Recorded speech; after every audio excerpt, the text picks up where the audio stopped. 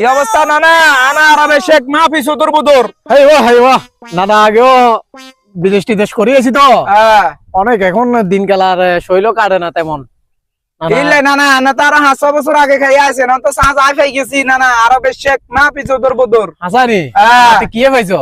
আরে গোড়া শেখের দায়িত্ব লো বইরেছি নানা। তো নানারও লগে টগে রাই আরে। আরে নানা বুদ্ধি একখান আনছি তো। ইয়ে নানা 20 ইঞ্চি 50 কান। হাসানি 20 50 কান আনছি।